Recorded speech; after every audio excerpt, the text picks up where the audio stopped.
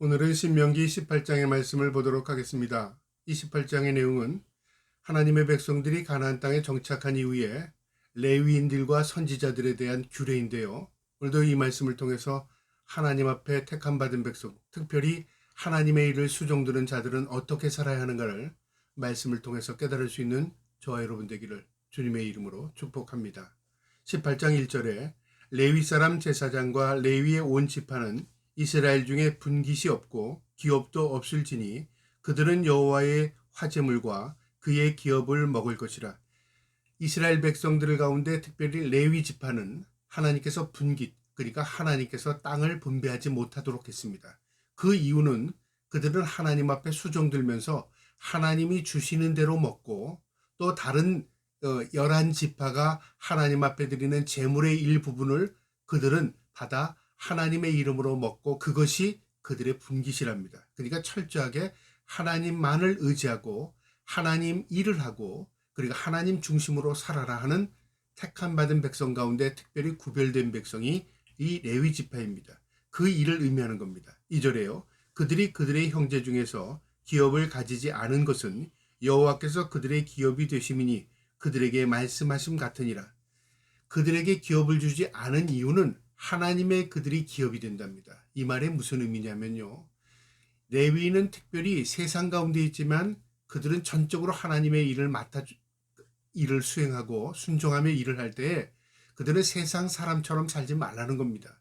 그러니까 하나님의 일을 중심으로 이스라엘 10지파에게 하나님의 뜻을 전하고 하나님 중심으로 모일 수 있게 하고 그리고 하나님의 뜻을 전달하는 자로서 살아가라 그 말이죠. 그들과 책임과 의무를 하나님께서 분명히 정해줄 것입니다. 그리고 하나님께서 그들의 삶을 책임지시겠다는 약속의 축복의 말씀이기도 한 것입니다. 우리는 영적으로 레위인입니다. 그래서 하나님의 뜻 가운데서요. 하나님 중심으로 하나님 바라보고 사는 것. 그게 영적인 것입니다. 3절에요. 제사장이 백성에게 맡은 목은 이러하니라. 곧 그 드리는 제물의 소나 양이나 그 앞다리의 두 볼과 위와 이것을 제사장에게 줄 것이요. 또 내가 처음 거둔 곡식과 포도주와 기름과 내가 처음 깎은 양털에 내가 그에게 줄 것이니 이 제사장에게 돌아갈 목을 분명히 정해준 겁니다. 무엇은 백성들이 하나님 앞에 드린 것 가운데 하나님의 이름으로 이 제사장들에게 분깃으로 나누라 그 말이고요. 5절에 이는 내 하나님 여호와께서 내 모든 지파 중에서 그를 택하여 내시고 그와 그의 자손에게 항상 여호와의 이름으로 서서 섬기게 하였음이니라. 항상 그러니까 그들의 일은 전적으로 하나님 앞에 수종드는 겁니다. 이것이 하나님께서 이스라엘 백성들을 구별하셔서 가나안 땅에 정착시키고 그리고 그들이 가나안 땅에서 구별된 삶을 살기 원하시며 하나님께서 하신 말씀입니다. 6절에요. 이스라엘 온 땅 어떤 성읍에든지 거주하는 레위인이 간절한 소원이 있어서 그가 사는 곳을 떠날지라도 여호와께서 택하신 곳에 이르면 그러니까 레위인들이 각 흩어져서 살았습니다. 12지파 각 흩어져서 살았는데요. 어떤 이 레위인이 예를 들어서 하나님을 간절히 섬기고 싶어요. 그러니까 예루살렘 하나님의 성소로 오고 싶은 거죠. 거기서 직접 하나님을 가까이 섬기고 싶어요. 그래서 고향 땅을 떠나서 하나님 곁으로 온 겁니다. 여호와께서 택하신 곳에 이르면 7절에 여호와 앞에 선 그 모든 형제 레위인과 같이 그의 하나님 여호와의 이름으로 섬길 수 있나니 그러니까 레위인이 멀리 있다가 지방에 있던 레위인이 다시 중앙성소로 와서 나 여기서 섬기고 싶습니다. 간절한 마음을 하면 그를 차별하지 말라 그 말이죠. 다 동일하게 대해줘라 그 말이죠. 그도 레위인이고 그도 우리는 똑같은 하나님을 택함 받은 백성으로서 이 레위인으로서의 직분이 다 똑같다 그 말이죠. 그러면서 8절에 그 사람의 목은 그들과 같을 것이요 그가 조상의 것을 판 것은 별도의 소유니라. 그러니까 그의 목은 건들지 말고 그가 그 중앙성소에 와서 그가 일을 할 때 모두 평등하게 대해줘라 그 말입니다. 이게 하나님께서 하나님의 말씀으로 그 법으로 세우게 하신 것입니다. 그 점에 9절에요. 내 하나님 여호와께서 내게 주시는 땅에 들어가거든 너는 그 민족들이 가증한 행위를 본받지 말 것이며 이스라엘 백성들이 이 가나안 땅에 들어가서 가증한 행위를 본받지 말라. 무엇을 의미할까요? 우상 숭배하지 말라 그 말이죠. 더러운 이방인들의 행위를 답습하지 말라 그 말이죠. 그들은 하나님 앞에 쫓겨난 백성들이 쫓겨난 이방인들입니다.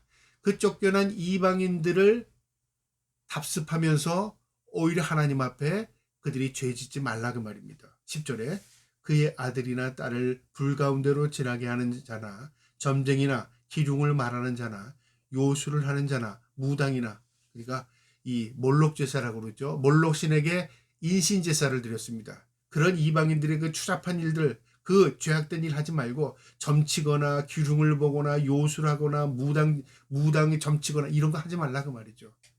그러니까 하나님을 섬겨야 할 백성들이 이방인들이 하는 그런 잡신시키고 귀신 섬기는 그런 일을 하지 말라 그 말입니다. 11절에 진언한 자나 신접한 자나 박수나 초혼자를 너희 가운데 용납하지 말며 영적으로 타락한 자들과 영적으로 접신하는 자들과 함께하지 말고 그들을 용납하지 말라. 그러니까 무엇을 의미합니까? 그냥 저건 그들이 하는 거야. 그게 아니라 척결하라고, 없애라 그 말입니다.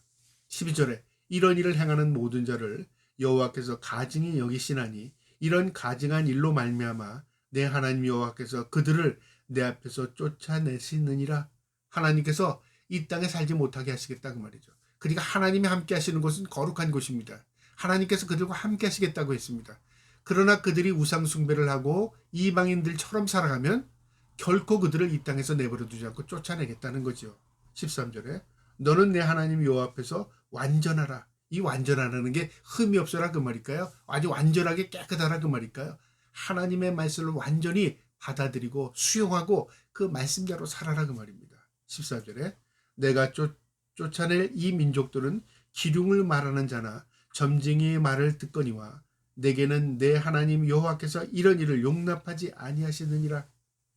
점쟁이, 기륭을 말하고 점치는 자들, 이런 자들에게 미혹되지 말고 이런 자들을 흉내내지도 말고 이런 자들의 말을 듣고 행하지도 말라 그 말이죠.